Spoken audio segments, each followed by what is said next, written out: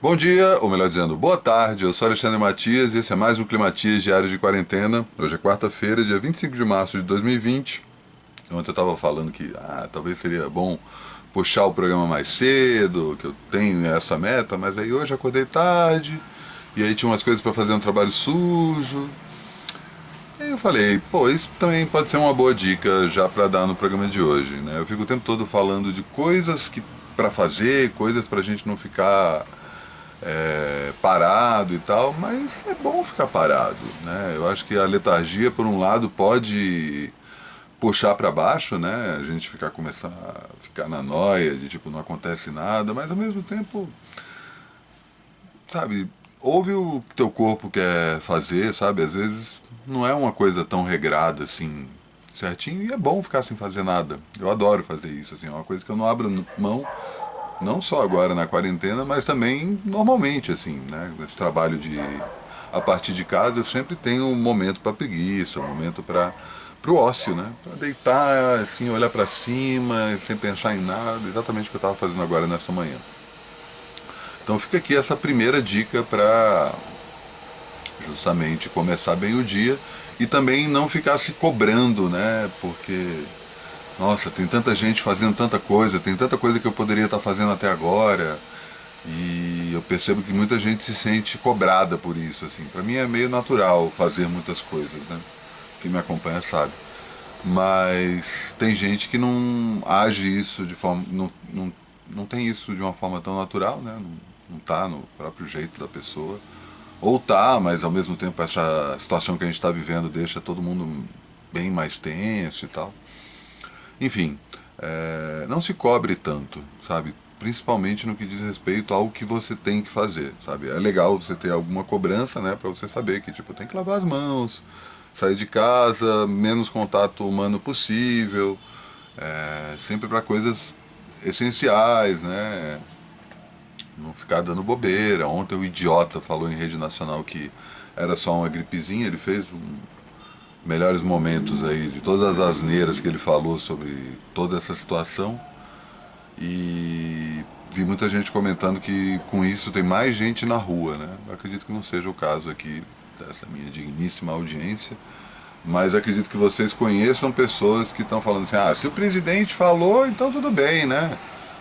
O que é um desserviço gigantesco. O próprio Intercept publicou ontem umas declarações que a BIM, né, que é o FBI brasileiro, né, o FBI brasileiro, tipo Bento Carneiro, vampiro brasileiro, mas já fez uma estimativa de que na situação atual vão morrer pelo menos 5 mil pessoas. Isso se não for tomada nenhuma providência. E o cara vai lá e faz uma asneira dessa, né? Fala uma asneira dessa, talvez o pior pronunciamento presidencial da história, né? Não só da história do Brasil, né? A gente está indo para um patamar de limites que já ultrapassou a história brasileira. Infelizmente é essa merda. Mas enfim, né? Vamos ver como é que acontece o desdobramento disso, mas algo me diz que ele está caindo de maduro, ou de podre, melhor dizendo. Não só pelas asneiras que vem falando aí, né, um mitômano serial e completamente ignorante, né, uma pessoa completamente despreparada para qualquer coisa, assim, é impressionante, né? E assim, é meio triste saber que tem muita gente como ele, né? Muita gente, inclusive em cargos de decisão. A gente viu, inclusive, alguns nomes saindo do armário aí, falando que tudo bem morrer 5 mil pessoas. E em nomes de grandes empresas, né? E sem contar as pequenas empresas, os pequenos patrões, os pequenos chefes que pensam exatamente isso e que são uns idiotas completos, né? Mas enfim, é bom que as máscaras vão caindo, perdoe o meu trocadilho, e vamos ver como é que a gente sobrevive a tudo isso, né? Vamos torcer para sobreviver. Vamos falar então de outras coisas, né? Antes de falar, trouxe aqui dois livros para mostrar, mais livros, mas dessa vez não vou falar de música, só que vou falar de música num documentário. Eu comentei outro dia aqui do documentário sobre o Miles Davis e tem o documentário sobre o John Coltrane no Netflix também. Ah, esqueci o nome do documentário, será que eu consigo achar aqui fácil? Depois de confiar na própria memória, acaba rolando isso. Vamos ver aqui, John Coltrane, Documentary. Netflix. Chasing Train. Baita documentário que mostra a importância desse cara para além da música, inclusive, né? Ele é muito bem feito, muito bem... Opa, deu um pau aqui. Pronto, coloquei o convidado antes da hora.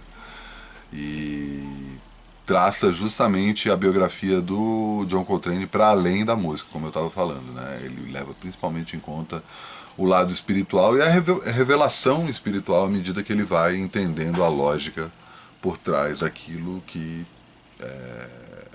foi solto a partir do convite do Miles Davis. Né? O Miles Davis gruda no Coltrane logo no começo, ele entende que ele é o cara que vai fazer dupla com ele logo no começo da carreira, não só ele, né? Enfim. Outros nomes aparecem na história e, como o documentário do Miles Davis, muita imagem de época foda, enfim, sonzeira, pesado, tá no Netflix, confere lá. Agora vamos falar de livros, né, como eu estava falando, primeiro falar de quadrinho e não necessariamente desse livro especificamente. Vida no Inferno, ou melhor dizendo, Life in Hell, é mais provável que você tenha reconhecido o nome do autor.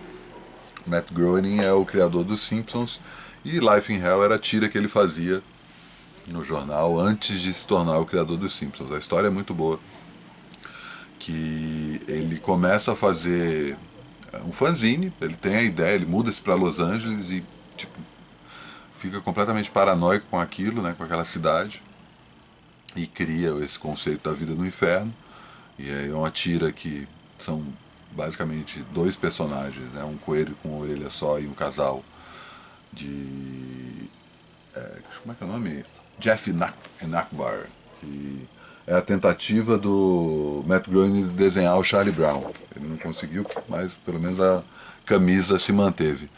E são personagens que o tempo todo falam como a vida está completamente caótica. Isso no final dos anos 70, começo dos anos 80. Era um fanzine, virou uma tira num semanário, onde o Matt Groening também trabalhava como crítico de música. Depois caiu no jornal diário em Los Angeles e assim o produtor James L. Brooks descobriu o Matt Groening e chamou ele para fazer um desenho animado que a princípio era um sketch de uma família sem nome no programa da Tracy Ullman, entrevistadora, e depois se torna, a partir de 1989 ou 90, não lembro certinho, acho que é 89, os Simpsons, que continuam até hoje. Na verdade, o próprio Life in Hell, que sempre foi feito pelo próprio Matt Groening, ele nunca dividiu com ninguém, ele sempre desenhou e escreveu todas as histórias, continuou sendo publicado até 2012, se não me engano. E foram compiladas nesse livro que saiu no Brasil pela editora Veneta, grande editora Veneta, sempre trazendo um monte de coisas legais. Enfim, e o livro tem tanto as tiras quanto as coisas menos tira, né? Ele adora fazer essas... Enfim, brincar com o formato quadrinho para além de história e tira, né? Ele gosta de brincar com o formato visual. Muito bom, muito bom, muito bom. Sugiro que você comece lendo algumas tiras na internet, tem vários sites que reproduzem, e se conseguir achar esse livro, por favor, faça esse favor. Outro livro aí tem a ver com a morte recente do grande José Mojica Marins, um dos maiores nomes do cinema do mundo, não só do Brasil. E essa biografia, O Maldito, escrita pelos brothers Ivan Finotti e André Barcinski, eu recomendo não só por contar a história do Zé do Caixão, que é o nome que for mais conhecido, o principal personagem do Mojica, como também de contar a história do cinema no Brasil, né? Ele é bem didático em mostrar como o cinema era de um jeito antes da ditadura e como a ditadura mudou o cinema, como a ditadura acabou ferrando o próprio sucesso popular do Zé do Caixão. Enfim, é um livro bem foda, que infelizmente está datado, né? Porque acho que o livro é do começo do século, e aí não tem os últimos 20 anos, e não conta justamente com a fase internacional do Zé do Caixão, que começa... Tipo, o livro até fala um pouco isso, mas ele cresce muito mais a partir disso. Né? Vamos ver se a partir da morte dele mais gente vem reconhecer a importância do Zé do Caixão para a história do cinema. Vou chamar o convidado de hoje, o grande Pablo Miyazawa, meu compadre aí de décadas, e um dos responsáveis por eu estar fazendo esse Climatias. Ele é um dos caras que ficava falando assim, pô, Matias, faz um stories por dia, dá uma dica por dia, só isso. E aí quando pintou toda essa situação e eu falei, vou ter que falar com a câmera. Primeira pessoa que eu pensei, vou ter que fazer a história do Pablo. E o Pablo também está dando dicas no Adoro Cinema, que é onde ele está trabalhando hoje, dicas diárias de filmes que estão tanto nas principais plataformas digitais, dá para dar uma sacada lá. Fala aí, Pablo, o que você conta? Opa, peraí. Dias, trabalho sujo, tudo bem, pessoal? Legal estar participando aqui dessa iniciativa muito bacana que você disse que eu ajudei você a criar, mas acho que é uma coisa que você sempre quis fazer, né? Conversar com o pessoal todo dia. E nesse momento aí de crise global e a gente preso dentro de casa, acho que nada melhor do que sentir que as pessoas estão na mesma que a gente. Acho que isso é o que eu tenho tirado mais desse momento aí de quarentena, é a ideia de que finalmente a gente está todo mundo no mesmo barco, né? Ainda que seja um barco navegando para o desconhecido, né? A gente sabe que a Terra não é plana mesmo, então a gente vai que vai, um dia por vez, mas tá dando, né? Eu tô não completei uma semana ainda de quarentena, faz uns dias que eu não saio de casa, né? Mas tá difícil ocupar a cabeça com outra coisa. Eu tenho tentado não ler tudo, né? Eu tava com aquele costume ruim de ir dormir lendo notícias sobre e acordando já olhando o Twitter, vendo notícias sobre. Eu tô tentando me segurar um pouco porque as notícias estão acontecendo independente da gente tá lendo ou não. E como eu trabalho com entretenimento, né, eu recomendo coisas para as pessoas, né, pelo Adoro Cinema. Eu não tô tendo muito tempo de assistir nada, né? Ontem, por um acidente, eu assisti Turma da Mônica Laços, que está disponível no Telecine gratuitamente. Bom som. E quem não viu, eu recomendo muito, porque, nossa, eu esqueci do mundo ali por 1h30. Muito bom o filme, viu? Por mais live actions de histórias em quadrinhos da nossa infância brasileira, se possível. Tenho recomendado diariamente no Instagram do Adoro Cinema filmes para assistir que estejam escondidos nos streamings brasileiros, né? No Amazon Prime, Netflix, Telecine, HBO, Globoplay. Então eu vou fazer isso por aqui enquanto eu estiver em casa, né? Recomendo, chama Achados do Dia.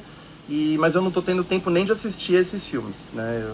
Porque você acaba criando rotinas diferentes, né? Eu tô com uma rotina muito louca de deixar a casa arrumada, né? Não acumular louça, lavar toda a roupa possível, né? Organizar coisas que eu não consegui organizar nos últimos anos. Então, no fim das contas, você acaba tirando o melhor do que é possível, né? Nesse caso aqui, eu só posso organizar minha vida para quando as coisas voltarem ao normal eu ter uma rotina melhor. Estou tentando criar rotinas saudáveis e positivas, nem todas ainda, né? Mas tentando criar rotinas que me ajudem quando a gente puder reaprender a viver, né? E essa é a minha dica que eu dou para quem está ainda com dificuldades, né? Eu não estou usando roupa de trabalhar, né? Às vezes eu não tomo banho assim que eu acordo e me visto para trabalhar. Não estou chegando nesse ponto, mas estou tentando ter horários e regras na medida do possível, né? A gente vai ver como as coisas vão melhorar ou não nos próximos dias aí. Talvez o desespero bata mais em algumas pessoas e acho que essa é a hora que a gente não pode se isolar muito. A gente tem que lembrar das pessoas que estão na mesma que a gente está no mesmo barco mesmo, né? Então agora é a hora de se ajudar antes de bater aquele desespero maior. Mas é isso. Espero ter ajudado um pouco e que a gente continue aqui se apoiando, segurando as mãos à distância, né? E torcendo pelo melhor, que vai chegar, tá bom? Valeu!